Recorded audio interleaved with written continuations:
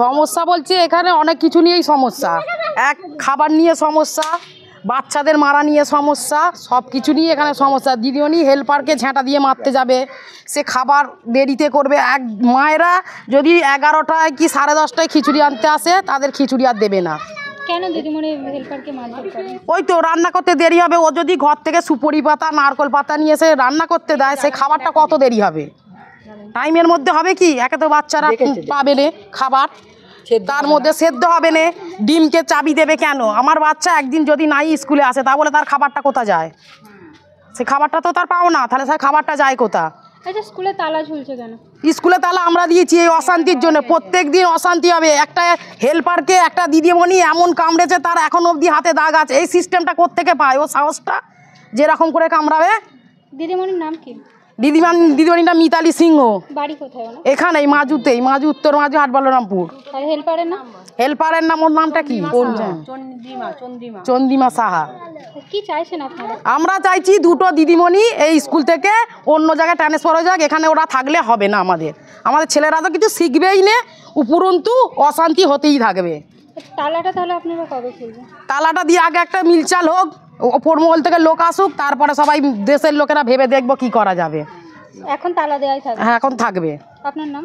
পূর্ণিমা বায়েন। এই জায়গাটার নাম? ওই তো উত্তর মাজু, হাট বলরামপুর। স্কুলের নাম? মাজু সতীসাধন প্রাথমিক বিদ্যালয়।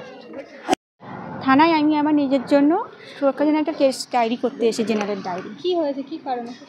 শনিবার দিন মানে আমি সেন্টারে গেছিলাম, রান্না যেরকম রেগুলার করতে যাই। দিদির সঙ্গে আমার সামান্য উনুন নিয়ে ঝামেলা হয়েছিল, আর সেই উনুন নিয়ে ঝামেলা হতে তো উনি আমার অ্যাটাক করেন একা পেয়ে। কোন জায়গায় ওটা? উত্তর মাজু সতীসাধন প্রি প্রাইমারি স্কুল। অ্যাটাক করে মানে কি করে? উনি আমার মানে ফোনটাকে প্রথমে ভাঙতে গেছিলেন, আমি ফোনটাকে বাঁচাতে যেতে ওড়না ধরে আমায় টেনে মানে আঘাত করতে যাই পেটে, ঠিক আছে? সেইটা আমি ওড়নাটাকে ফেলে দিই। হ্যাঁ, আমি 7 মাসের প্রেগনেন্ট। আর হ্যাঁ, আর ওনাকে আমি আমার নিজেকে রক্ষা করার জন্য ওড়না ফেলে দিয়ে বাইরে আসতে যাই।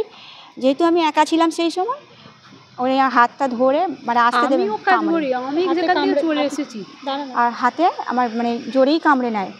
আমি সেটাকে কোনোরকম ছাড়িয়ে সামনে গেটের সামনে এলাকাবাসীর কাছে দৌড়ে আসি। এলাকাবাসীরা আমাকে হাতে বরফ দেয়, ট্রিটমেন্ট করে। এর আগেও কি এরকম হয়েছে ঝামেলা? হ্যাঁ, আমি 2 মাস যখন প্রেগনেন্ট ছিলাম তখনও আমার ওই ছিলে ফেলে দিয়েছে।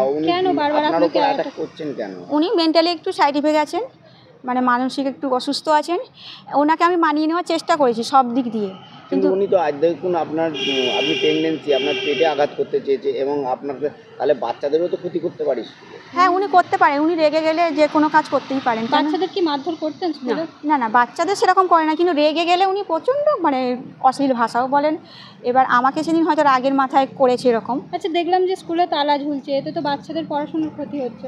মানে ক্ষতি নিয়ে নয়, অ্যাকচুয়ালি দিদিমণিদের মানে একটু খুব ঢ্যামনা দিদি মানে সাইজ করার জন্য অভিভাবকরা গার্জেনরা তালা দিয়েছেন, যাতে একটু বিচার ভালো হয়। যে দিদিমণি চাইছেন আপনি?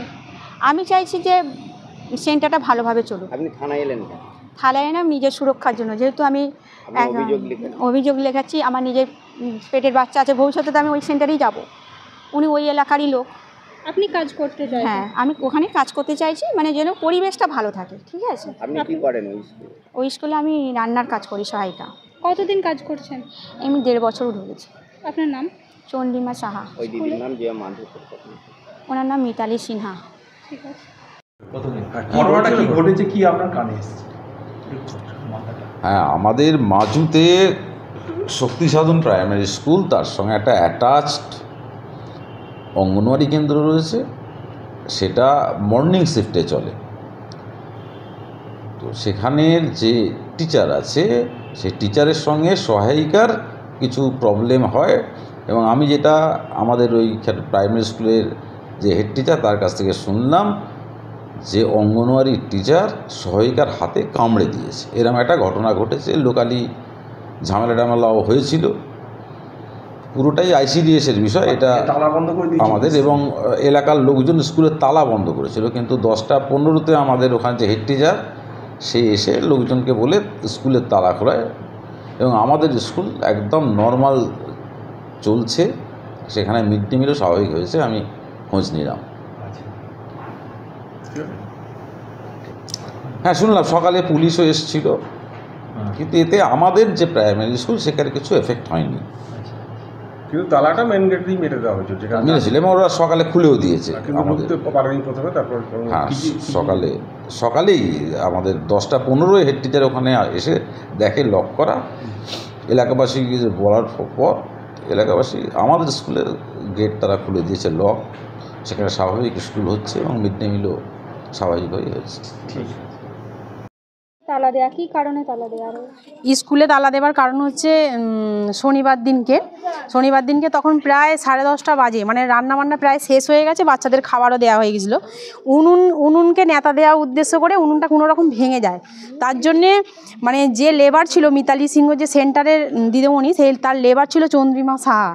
উনি প্রেগনেন্ট, ওনাকে যথারীতি ভিতরে মারধর করা হচ্ছিল, মানে মিতালি সিংহ মারতে যখন উনি বেরিয়ে আসছেন তখন ওনার হাতটাকে ধরে এমন কামড়েছে, সে পুরো যন্ত্রণা ছটপট করছে এইখানটাতে। আমরা তখন ছুটে বাইরে বেরিয়ে এসে দেখি না, কামড়েছে? ওটা মিতালি সিংহ মানে হচ্ছে দিদিমণি হেল্পারকে কামড়েছে। এত যন্ত্রণা এখানটা ছটপট করছে, তখন আমরা এসে দেখি না সত্যি হাতটা রক্ত বেরোচ্ছে আর খুব যন্ত্রণায় আচার কাচা খাচ্ছে। তখন আমরা সব এখানে যত দিদিমণি মানে মায়েরা ছিল সবাই এসে বরফ দিয়ে মলম দিয়ে ওনাকে আমাদের এখানে যে মাজু হসপিটাল আছে ওকে যথারীতি চিকিৎসার জন্য পাঠানো হয়েছিল।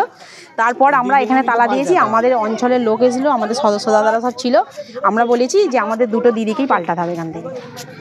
কবে তাহলে আপনাদের তালা খুলবো বলতে আমাদের আগে একটা এই সমস্যার সমাধান হোক, ওপর থেকে লোক আসুক, সব দিদিরা আগে বলুক যে না 2 দিদিকে এখান থেকে পাঠানো হবে, অন্য দিদিরা আসুক। স্কুলের পরিবেশ সবসময় যেন ভালো থাকে। যে দেখা যাচ্ছে পাতা বোতল, হ্যাঁ, এই প্রত্যেক দিন আমরা এসে বারণ করে গেছি, আমরা এসে বহুবার বলেছি যে দিদি আপনি জ্বালন পাল্টান, এই জ্বালনে রান্না হয়, এতগুলো বাচ্চার খাবার দাবার, অস্বাস্থ্যকর পরিবেশ। তার উপর আবার প্রাইমারি স্কুলের স্যার পর্যন্ত আমাকে বলে গেছে, বলছে দিদি আমাদের স্কুলে যা ধোঁয়া ঢুকে কালো হয়ে গেছে, আমরা প্রাইমারি স্কুল করতে পারছি না। আমরা চাইছি 2 দিদিকে এখান থেকে পাল্টানো হোক, নতুন দিদি আসুক, তারপর আমরা স্কুল করতে পারবো। আমার নাম মিনতি বিলুই।